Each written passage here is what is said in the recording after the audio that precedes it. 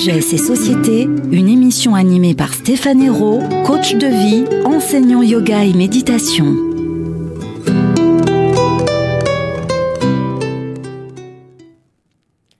Très chères auditrices et auditeurs, bonjour.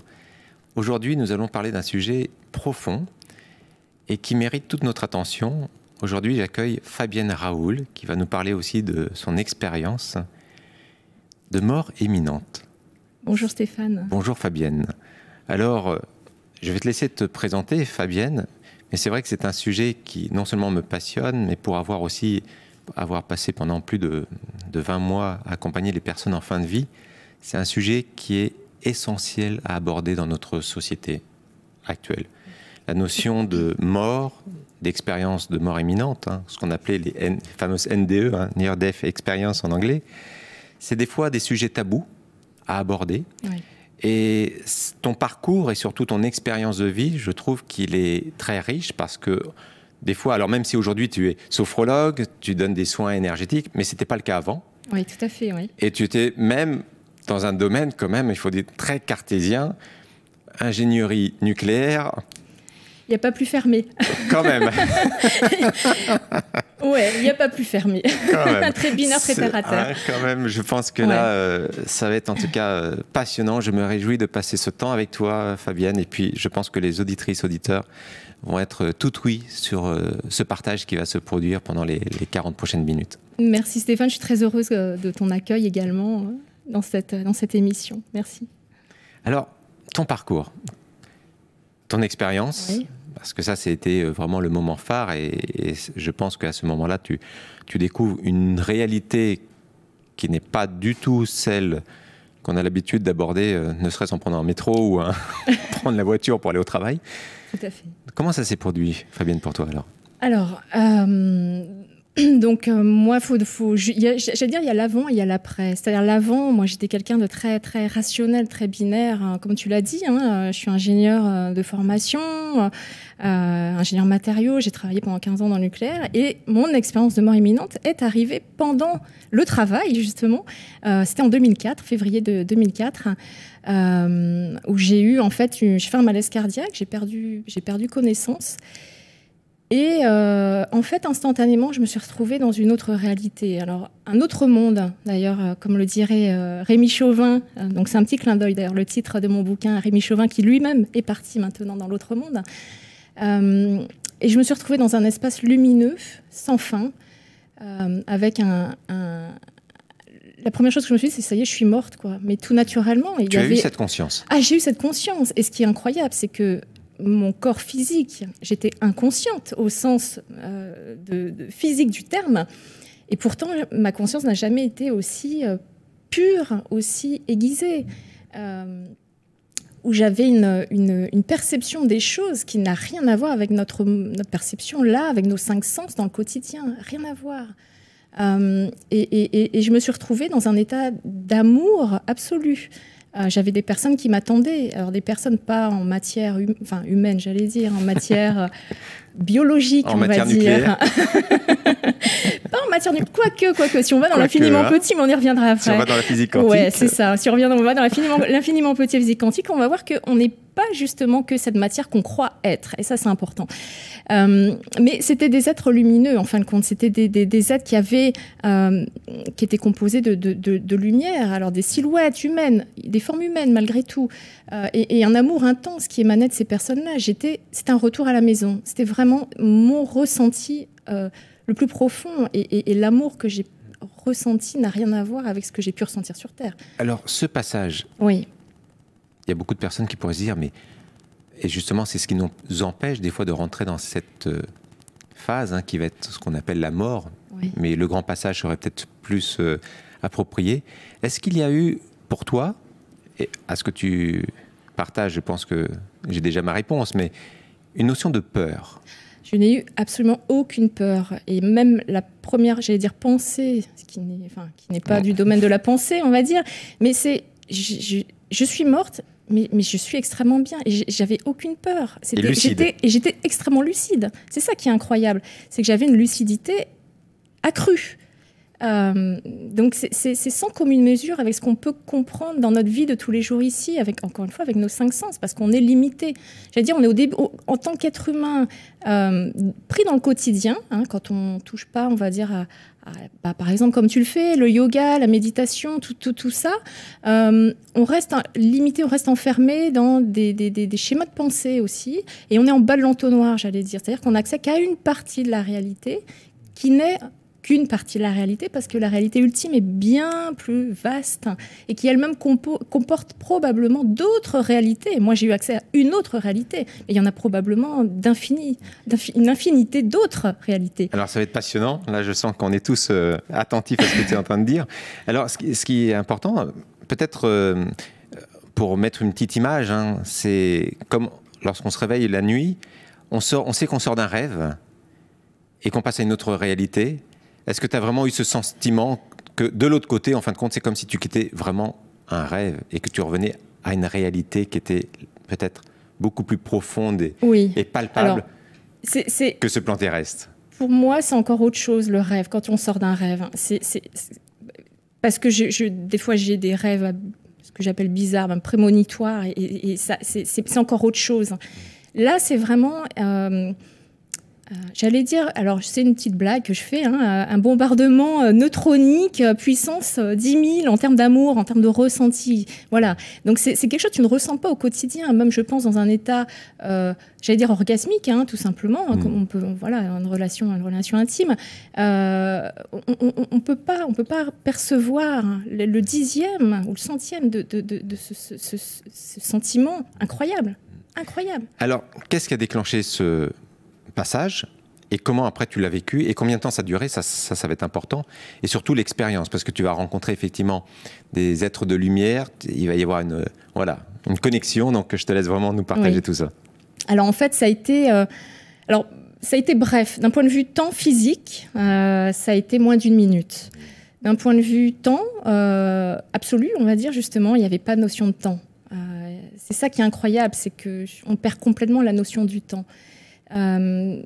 C'est très compliqué à expliquer avec des mots et à percevoir. Comme si on était dans un présent éternel. Oui, c'est ça. Pour moi, l'éternité est dans un instant. Et c'est vraiment ça. C'est difficile de le faire, le transmettre en fait, par des mots. C'est toujours pareil. Parce que les mots enferment, les mots, voilà, on met des étiquettes derrière. On a tous notre vécu, on a toute notre expérience, notre culture, etc. Et forcément, si je dis par exemple Marie, à quoi tu vas penser ? Oui, effectivement, beaucoup de personnes peuvent penser à l'aspect religieux, église. Voilà, exactement. Et pour moi, Marie, à laquelle je me sens intimement connectée, comme Jésus. Alors, je sais que les auditeurs vont dire « Ah, ça y est, elle va nous faire des bondieuseries, elle va nous parler de l'église. » Comme disent les Québécois. Comme des Québécois, ça n'a pas de bon sens, cette affaire-là. Elle est flyée. Je dis ça parce que j'ai vécu aussi au Québec. Ça sent. Des fois, j'ai des petites intonations qui reviennent. Et c'est vrai que c'est pas du tout au sens religieux du terme. C'est quelque chose, c'est une énergie d'amour, si je puis m'exprimer ainsi, qui dépasse tous les dogmes. Donc, il faut vraiment sortir de ce dogme, cette croyance qui est enfermante, qui est quelque chose de très limitant et qui est absolument réducteur. Mais en avoir conscience déjà de ça, pour moi, c'est un grand pas. C'est un grand pas. Et voilà. Alors, qu'est-ce qui a déclenché cette mort clinique, hein ? Alors, c'est pas une mort clinique. Non. J'ai perdu connaissance. T'as perdu connaissance. Voilà. Donc pendant 1 minute, alors probablement, donc c'est ce qu'on appelle une syncope en fait. Donc mon cœur, visiblement, parce que j'en ai discuté avec des médecins, a dû s'arrêter en fait pendant je ne sais pas combien de secondes. Le secouriste qui est intervenu sur moi, en fait, il a constaté que je respirais extrêmement faiblement. Mais dans cet état, j'en discutais avec un médecin il y a pas longtemps, en fait, il me dit c'est comme si tu étais dans une forme de coma, parce que justement ta conscience n'est plus du tout présente, entre guillemets. Oui, reliée directement. Pas reliée, on va dire, voilà, à notre corps. Si on parce doit qu'elle utiliser des termes. Ouais, parce que la conscience, au contraire, elle était extrêmement aiguisée. Donc, c'est ça qui est assez surprenant, en fait, hein, de se dire, mais comment tu es inconscient ? Mais non, c'est pas possible, ça doit être tout noir. Ah ben non, c'était pas tout noir, au contraire. Au contraire. Alors, que se passe-t-il pendant ce moment-là ? Alors, pendant ce moment-là, donc je suis dans un espace lumineux blanc, mais qui n'est pas du tout éblouissant. Et je suis dans un état de plus que du bien-être. C'est ça que j'utilise ce terme de félicité, parce que c'est un état vraiment au-dessus encore, absolu presque. Et il y a des personnes qui m'attendent en arc de cercle là, face à moi. Il y a des hommes, des femmes, encore une fois, qui ne sont pas en matière humaine, on va dire, qui sont la lumière, des silhouettes de lumière. Et desquels émane en fait un amour incroyable que je perçois intimement. Et je suis prise comme comme un être vivant qui est attendu. Et peu importe mes défauts, peu importe mes qualités, peu importe, je suis un petit être humain et on me prend tel que je suis. C'est vraiment ce sentiment-là. Et j'ai une musique en fait qui arrive, une musique que j'ai jamais entendue sur Terre. C'est plus beau que la musique classique. Je suis pas du tout musicologue, donc j'ai pas de référence, mais c'est quelque chose d'extrêmement pur. Alors on pourrait dire ça, une musique céleste, et je pense que c'est le terme. Et c'est absolument merveilleux, parce que ça dépasse tout ce qu'on peut imaginer. Et le réveil, entre guillemets, est le plus difficile, par contre, parce que tu passes d'un état d'absolu à quelque chose de beaucoup plus relatif. Et tout d'un coup, tu reviens enfermé dans un corps. Exactement, avec les douleurs, avec l'incompréhension de ce qui s'est passé. Et ça a été le début d'une quête de compréhension, en fait. Je me suis dit, mais est-ce que j'ai eu une hallucination ? Est-ce que tu en as parlé tout de suite ou il t'a fallu un temps pour en parler de cette expérience ? Alors, parce que souvent, c'est le cas, dont une personne où on peut retrouver sur YouTube, c'est 45 secondes d'éternité. Oui, Nicole Dron. Voilà, exactement, où elle dit que ça sera bien des années plus tard qu'elle s'autorisera à en parler. Ouais. Et c'est vrai qu'il y a beaucoup de personnes qui, malheureusement, n'osent pas en parler parce que justement, le regard de l'autre va avoir son impact, peur de peut-être de se faire passer pour l'illuminé du coin. Oui, mais oui, complètement. Alors moi, c'est vrai que j'en ai pas parlé autour de moi, ou vraiment à quelques personnes de confiance. Même j'en ai parlé quand même au médecin, parce que je me suis dit, mais peut-être que j'ai un problème au cerveau, peut-être que j'ai une tumeur, j'en sais rien. Donc je suis allée voir le cardiologue, du coup, qui a pu effectivement mettre des mots sur ce que j'ai vécu, en tout cas d'un point de vue physique. Le neurologue, pour lui, il m'a regardé, mais sans rien dire, il m'a pas jugé. Alors je pense que justement, ça, pour moi, ça a été, à la limite, c'était un peu plus troublant, parce que je me suis dit, mais il se positionne pas, il me dit pas, non, mais vous inquiétez pas, voilà, manque d'oxygène au cerveau, vous avez une hallucination. Il me disait pas ça. Et en même temps, je me suis dit, mais peut-être que... Il confortait pas pas non plus. Donc j'étais vraiment entre les deux, quoi. Et en fait, j'ai eu des bizarreries qui sont arrivées après, ce que j'appelle moi mes bizarreries. Oui, c'est là qu'il y a eu des déclics de conscience. Ouais, c'est ça. Et puis ça va réveiller un certain niveau dans ton expérience, certaines perceptions, en fin de compte. C'est exactement ça, ouais.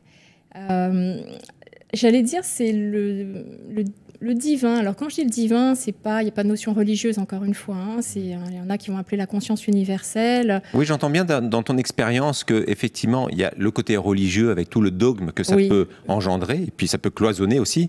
Mais là, je sens que tout de même, les énergies que tu as touchées quand tu parles de Marie ou même du Christ, Jésus, on sent que tu passes à une autre dimension où tu ne le conditionnes pas forcément avec toute son histoire passée sur ce plan terrestre, mais tu sens que c'est une énergie, comme lui-même il le disait, Dieu est amour, l'amour est Dieu. Oui, tout à fait. C'est très juste. Et c'est pour ça que je dis aujourd'hui que j'ai la foi. Et la foi, ça vient du cœur, ça vient pas du mental, qui est la croyance. On dit « je crois en Dieu », mais parce qu'on te l'a dit que tu croyais, il fallait croire, parce que sinon tu iras en enfer. Il faut oublier ces notions d'enfer, il faut oublier tout ça. Et ce qui est beau avec ton expérience, c'est que, en fin de compte, c'est un beau passage, quoi. De l'autre côté. Un bref passage dans l'autre monde. Un bref passage. Mais on sent que voilà, il y a beaucoup de choses, un poids qui peut se dissoudre. Oui, parce que je me suis rendu compte aussi que j'avais une vision en tant que scientifique, et puis pendant tes études, on te dit, non, c'est comme ça. C'est aussi un dogme, la science, faut pas oublier. Et oui. Alors ça, on pourrait y revenir. Ouais, il y a long à dire là-dessus. Mais donc avant cette expérience, tu n'étais pas du tout croyante alors? Non, j'étais pas croyante du tout. Jésus, Marie, tu en avais... Ah non, moi l'église et moi ça faisait deux, les religions, je voulais pas en entendre parler. J'ai pas été élevée dans aucun dogme, pas de spiritualité non plus. Enfin, en gros, mes parents, on parlait pas de la mort, quoi. Il y a des sujets tabous en fin de compte. Donc, moi, j'avançais en essayant de trouver, je pense aussi, des réponses dans la matière, parce que c'est ça, ma croyance à moi, c'était, ok, la matière, le matériau, qu'est-ce qu'il y a? C'est quoi quand je vais dans l'infiniment petit? Mais sauf que les physiciens, j'allais dire les physiciens, comme on dit, entre guillemets, mainstream, c'est-à-dire classiques, voilà, bien pensants, jamais vont te faire le lien avec la conscience, même les physiciens qui touchent au quantique. À part les visionnaires. Et il y en a de plus en plus aujourd'hui. Parce que c'est vrai que maintenant, de plus en plus, on entend parler effectivement des expériences de mort imminente et des expériences. Bon, il y a eu plusieurs livres, les Portes du Paradis. Il y a eu Et puis ce film No Solar, ce film brésilien dont on parlait aussi. Oui. C'est intéressant d'aller explorer tout ça. Mais c'est vrai que ça donne une autre perspective de la vie et de la mort. Et dans notre société où on considère la mort comme, la plupart du temps, on va dire, même si ça a beaucoup changé depuis un certain temps, comme une fin en soi, là, ton message, à travers ton livre et ton expérience, c'est un vrai espoir en disant, non, oui, il y a la fin de quelque chose, la fin de la matière, cette matière, ce qui est terre retournera à la terre, ce qui est poussière retournera à la poussière, mais effectivement, ce qui est esprit retournera à l'esprit. Et donc l'esprit... Tu as vécu une expérience différente de ce que tu peux vivre en tant qu'esprit dans un corps incarné. Oui, complètement. Et c'est vrai ce que tu dis, ça ouvre des perspectives. Parce qu'aujourd'hui, je ne crois plus en la mort en tant que telle. Comme tu le dis très bien. Comment tu te sens aborder la mort justement maintenant ? Pour moi, c'est juste une transition, c'est-à-dire j'allais dire, tu es dans un véhicule qui est notre corps physique, et puis voilà, il est accidenté, il est vieillissant, comme une voiture, j'allais dire tout simplement. C'est pas très beau, t'es pas très poétique, ma comparaison, mais bon, ça parle à tout le monde. Et tu quittes ta voiture pour prendre un autre véhicule. Et l'autre véhicule, c'est quelque chose de beaucoup plus pur. Alors c'est l'âme, pour moi, on va appeler l'âme, faut utiliser. Enfin, c'est vrai que c'est un terme que j'aime beaucoup, plutôt que conscience. Conscience, on reste encore à quelque chose de Et ta conscience que tu habites quelque chose d'autre, un autre corps, ta conscience, ou justement, tu as conscience que tu fais partie, tu es en contact avec chacune des cellules, il n'y a pas de...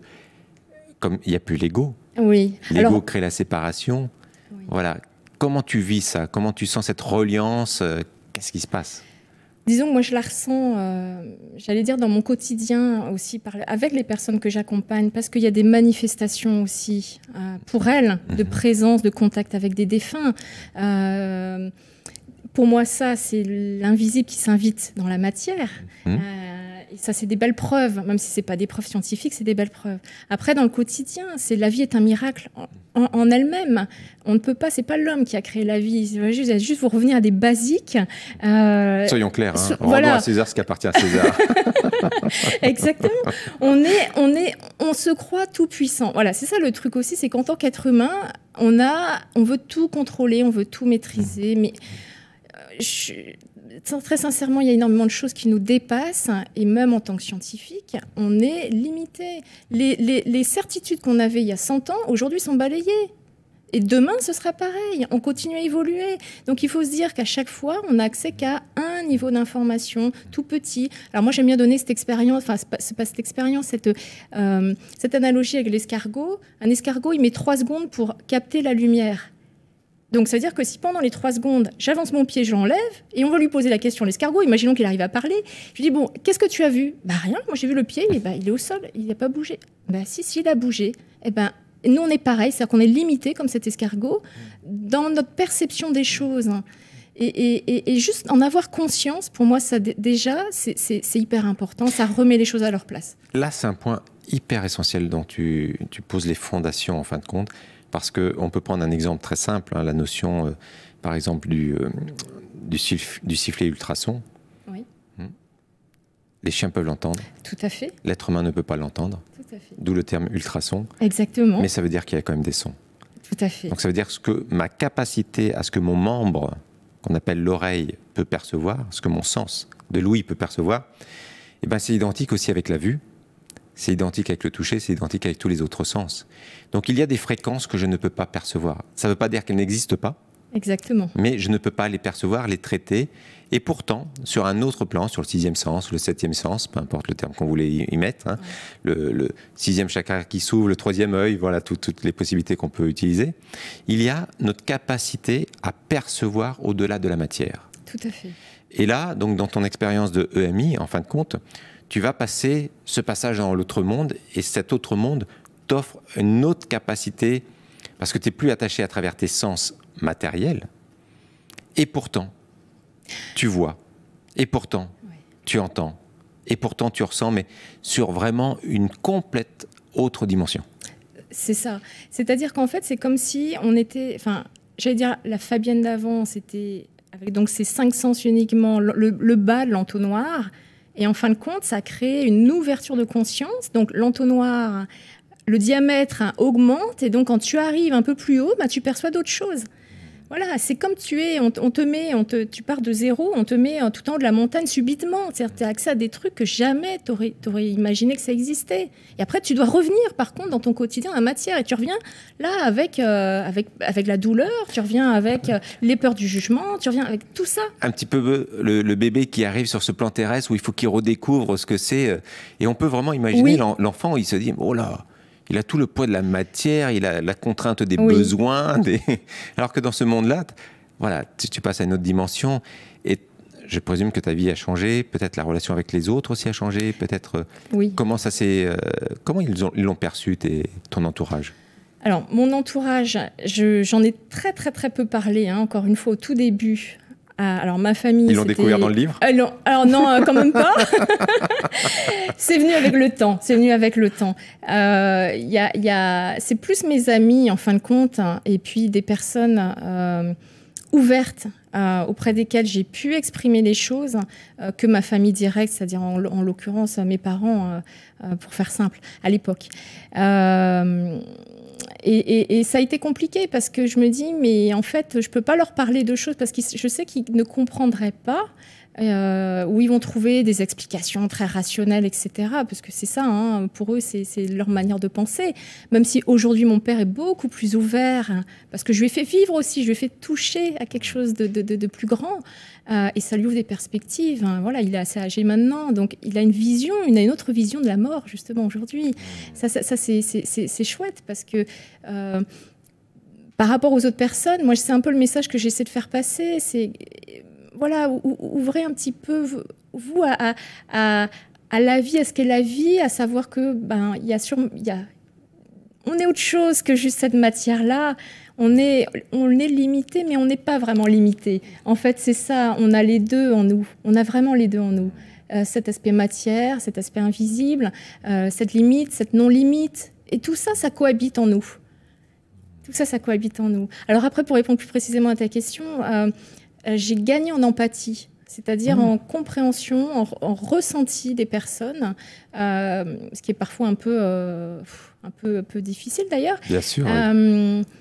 Et même dans mes rêves, hein, je fais des rêves où je passe, là pour le coup, à mon sens, dans une autre réalité, et je ressens même les émotions des personnes, et je suis fatiguée au réveil. Enfin voilà. Et donc là, en ce moment, j'essaie de travailler là-dessus parce que c'est pas évident, mais voilà. Oui, donc, ça serait approprié aussi à notre langage. Ouais. Et puis moi, ce que je veux aussi, c'est intégrer justement cet invisible dans notre matière, c'est-à-dire pas séparer la spiritualité de notre humanité. Pour moi, en fait, tout être humain est spirituel, et on s'en rend pas compte. C'est juste que, ok, t'as la porte, elle est ouverte, ou un peu ouverte, ou alors grande ouverte. Voilà, et des fois, t'as besoin d'avoir des accidents de vie. T'es connecté ou pas connecté? C'est ça. T'as le Wi-Fi, la DSL, la fibre. C'est un peu ça, voilà. Mais on a tout ça en nous, vraiment. Et c'est important d'en avoir conscience et d'aller au-delà du dogme. Vraiment, aujourd'hui, surtout dans notre vie de tous les jours, on le voit bien. On va à la catastrophe, clairement, mais c'est un autre sujet. Mais on peut changer les choses, et collectivement et aussi individuellement. Voilà. Donc ça aussi, il faut la faire. En tout cas, c'est un beau message enthousiaste. Ouais. Hein, un beau message aussi d'espoir, ce que tu nous partages. Parce que c'est vrai que la mort est encore tabou, hein, comme je disais tout à l'heure. Oui. Et c'est important d'appréhender. Alors, Et ça, c'est quand même assez paradoxal, parce que si on revient dans toutes les traditions égyptiennes, tibétaines, avec le livre tibétain de la mort, ou plus récemment avec Sogyal Rinpoche, le livre tibétain de la vie et de la mort, ou même dans les traditions ancestrales, comme la tradition védique qui date de plus de 5000, 10 000 ans, hein, qu'on appelle les Upanishads, Katha Upanishad, où on parle vraiment du processus de la mort, ce qui se passe vraiment. Donc, c'est vrai que de nos jours, en plus avec tous les médias sociaux ou les chaînes accessibles en ligne, on peut avoir accès à cette connaissance. Donc, c'est vraiment l'opportunité pour nous de prendre conscience que oui, c'est un bref passage dans l'autre monde, mais peut-être que c'est un bref passage aussi dans ce monde. Oui, je suis d'accord avec toi. Je suis tout à fait d'accord avec toi. Ouais. Accroché à ce monde et qu'à un moment donné, on partira. En fait, c'est ça. Je pense qu'on doit, tu as très bien résumé, on doit vraiment avoir cette conscience-là de ne pas s'accrocher en fait à notre corps physique, même si on a des choses à vivre, bien évidemment, dans notre quotidien. On est là aussi pour vivre à travers les émotions, à travers les épreuves, à travers les événements. Mais il n'y a rien de... Notre finitude n'est que toute relative, j'allais dire. On est là vraiment de passage, un très très très court passage. Même si ça nous paraît long. Même si ça nous paraît long. C'est très court. Tout à fait, tout à fait. Très très juste, ouais. Qu'est-ce que la sagesse pour toi, alors, avec toute cette expérience? Alors... Pour moi, la sagesse, c'est justement, c'est savoir qu'on ne sait rien. Enfin, pour moi, je parle pour moi en tout cas. Hein, ah oui, selon moi. C'est ça le bonheur, Fabienne. Avec ce terme sagesse, c'est chacun peut se l'approprier et c'est ce que j'aime. Autant que des fois la spiritualité, ça cloisonne, alors que le terme sagesse, ça ouvre. Oui. Hein, oui. Donc, et chacun peut définir sa propre notion de sagesse. Donc, qu'est-ce que c'est pour toi? Donc, pour moi, la sagesse, c'est voilà, savoir que finalement, je ne sais pas grand-chose. Et savoir cette conscience-là pour éviter d'être dans un jugement hâtif, de contrôler les choses et de rester dans un état d'émerveillement en permanence. Enfin, en permanence. Je ne vais pas dire que je suis émerveillée en permanence, mais en tout cas, d'essayer de m'émerveiller par rapport à la vie, par rapport à un coucher de soleil. C'est rien de plus beau. Alors, par rapport justement à l'expérience, magnifique définition, par rapport à l'expérience que tu as vécue, c'est vraiment en lien, cette définition que tu donnes. Parce que c'est vrai que ce que tu as vécu, le temps s'arrête, c'est-à-dire que tu es plongé dans un éternel présent. Oui. Ce qui est difficile à appréhender ici sur Terre, parce que effectivement, on a ce qu'on appelle le temps psychologique qui nous conditionne, c'est-à-dire qu'à chaque fois, notre mental, notre mémoire prend des plaques, comme une plaque photographique, hein, c'est-à-dire elle prend des images, cette image de Fabienne en ce moment, peut-être Fabienne qui va sortir, peut-être Fabienne qui est chez elle, et en fin de compte, la succession de ces images va nous donner l'impression d'avoir vécu une continuité. Alors que si on observe bien, chaque instant a été unique. Oui, tout à fait. Chaque instant, là, était présent, unique. Il peut être teinté de notre passé, de notre futur, si on reste coincé dans notre mental. Ouais. Mais de le vivre intrinsèquement dans chacune de tes cellules par ton expérience, fait que lorsque tu reviens, tu dois forcément avoir un autre regard. Oui. Le terme présent doit avoir une autre saveur que lorsque tu n'avais pas vécu ce que tu as vécu. Ouais. Ouais. C'est sûr que la notion de présent, comme tu dis, c'est un éternel présent en fait. Et notre ego, dans le mental, pour moi, l'ego reste un outil. Voilà. Oui, et un très bon outil. Et un très bon outil en tant qu'être humain. Exactement, en tant qu'être humain. Parce qu'on en a besoin aussi pour matérialiser, pour être dans l'action. Mais c'est être en discernement, justement, par rapport à notre ego et savoir, OK, qu'est-ce qui relève finalement de mécanismes psychologiques? Qu'est-ce qui relève bah tiens, non, ça appartient au passé, ça appartient au futur. Qu'est-ce qui réellement existe? C'est juste ce moment-là présent et qui est en réalité une éternité. Je te rejoins complètement, Stéphane. Alors, des fois, c'est vrai que tout le monde ne peut pas faire des EMI. Non, vaut mieux pas. Alors, je n'incite sûrement pas. Et puis, c'est vrai qu'on n'a pas forcément la possibilité de s'inscrire pour un stage pour vivre ça. Mais c'est vrai que ça fait depuis maintenant plus de 25 ans que j'enseigne la méditation. Et les états dont tu me parles, dans certains états de conscience modifiés, c'est des états qu'on arrive à toucher, à cerner, à expérimenter, ce qu'on appelle les états de samadhi, un haut degré d'équanimité de l'esprit, où on touche notre perception. Et des fois, il y a certains de ces samadhis où on ne sent plus le corps en tant que tel, où on reste purement dans ce moment présent, dans cet état de conscience pur, unifié, où on est relié à tout. Et c'est vrai que au fur et à mesure, en développant cet aspect-là, on se sent relié de plus en plus. On s'aperçoit, je pense, que l'autre n'est plus séparé. Hein. C'est comme entre toi et moi, pour l'instant, on pourrait penser qu'on est séparés. Et pourtant, il y a tout un champ. Oui. Hein, cet air qui rentre à l'intérieur de moi comme à l'intérieur de toi, et aussi à l'extérieur, cet espace pareil.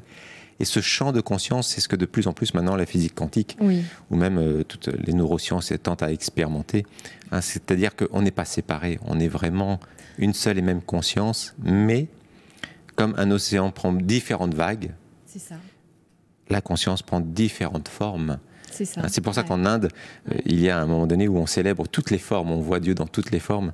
Et c'est un petit peu notre tradition, hein, c'est-à-dire qu'on honorait la nature, on honorait le dieu soleil, le dieu, la déesse lune, la nature en tant que telle, parce qu'il n'y a aucune séparation. Et je pense que cette expérience que tu as vécue, peut-être, t'es rentré au cœur du nucléon. Hein, est-ce que tu as été touché la particule de Dieu? Comment, le boson de Higgs. Non, je ne rentrerai pas dans ce détail-là. mais c'est vrai ce que tu dis. Quand tu vas dans l'infiniment petit, tu te rends compte que tout n'est qu'énergie, tout n'est que vibration et information. Et on est dans une espèce de soupe d'énergie. Ce n'est pas un beau terme, mais... Oui, dans les textes védiques, on parlait de la soupe cosmique, oui.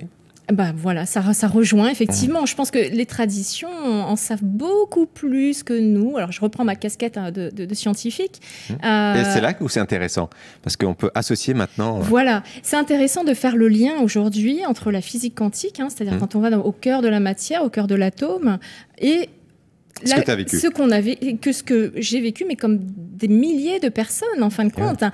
Toi, tu le vis à travers le yoga, à travers la méditation, tu expérimentes différents états modifiés de conscience. Parce que pour moi, c'est des expériences de vie, tout ça. Même on dit expérience de mort imminente, mais en réalité, pour moi, c'est une expérience de vie. Vie imminente. De vie, très bien. Ouais, permanente. Ça me va bien, de vie permanente. Et d'humour permanent aussi. Et d'humour permanent. Oui, parce qu'ils sont joyeux là-haut. Oui. C'est très joyeux. Oui, ça aussi, je veux... senti ça, hein. Ah, mais je veux absolument rassurer aussi les personnes là-dessus. C'est-à-dire que il y a énormément de joie, mais vraiment la joie avec un grand J. Et d'amour. Pour moi, tout ça, c'est la même chose. Hein. Donc voilà, en ayant peut-être un peu de légèreté dans notre vie et de ne pas prendre tout au sérieux, de s'apesantir, d'être lourd. Alors, je sais bien, la souffrance, elle est là, elle est partout. On peut peut-être transformer, on peut peut-être la voir aussi sous un autre jour, tout simplement. Comme un chemin de vie, comme une manière de grandir aussi. Bien sûr. Dans la tradition védique, on parle des kleshas, qu'on appelle les souffrances. Alors, je ne vais pas toutes les détailler, il y en a 5. La première, c'est avidya, hein, donc c'est l'ignorance. Cette ignorance, pas dans le terme de connaissance, hein, de savoir qui nous manque, mais plutôt l'ignorance de ne pas percevoir ce qui est permanent de l'impermanent, et de ce qui est impermanent de ce qui est permanent. Des fois, on s'accroche à ce qui est impermanent, on le considère comme permanent, comme ce que les autres disent de nous, ce que les autres pensent de nous, peut-être nos émotions, et voir quelle est la dimension qui est permanente en nous. Oui. Et je pense que dans cette expérience que tu as vécue, tu as eu accès à cette dimension qui, elle, ne s'éteindra pas. Oui, oui. Alors moi, ce que j'appelle l'âme, encore une fois, sans connotation religieuse, hein, je trouve que c'est plus joli que le terme le soi de Jung ou le grand moi aussi de Mario Beauregard, hein, qui a d'ailleurs fait la préface de mon livre. Mais tout ça, c'est des mêmes termes pour la même chose. Hein. Il y a quelque chose il y a cet esprit, cette énergie, cette information qui est impermanente et qui continue à vivre au-delà de notre corps physique. Et la mort, encore une fois, n'est qu'une transition.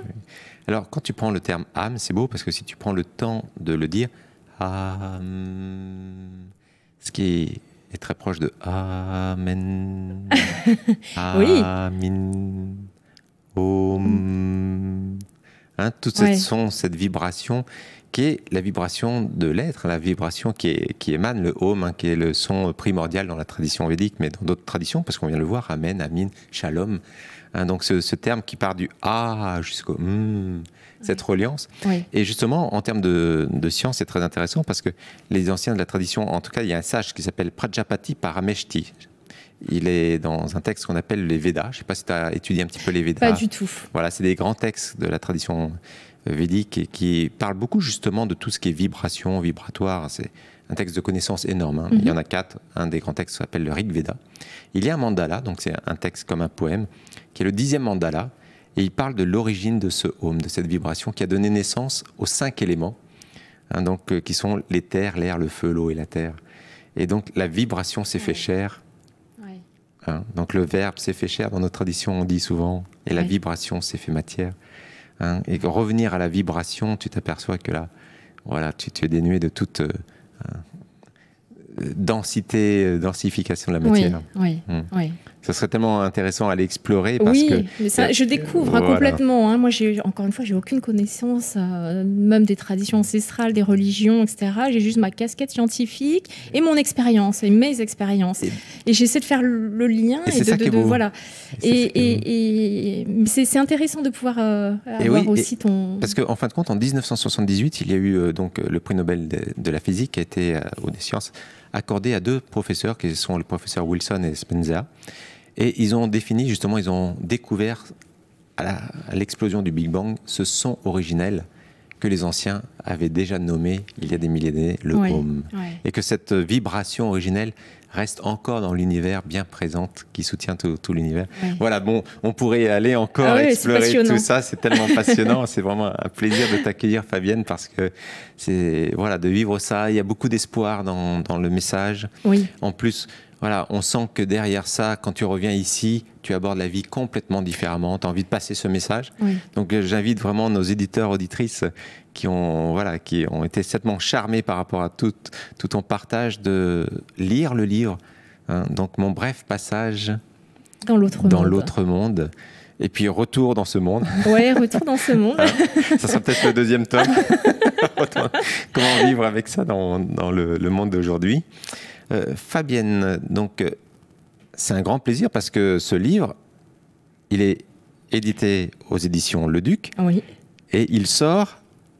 Il est sorti hier. Il est sorti hier. Voilà, et tu as la primeur donc de l'interview.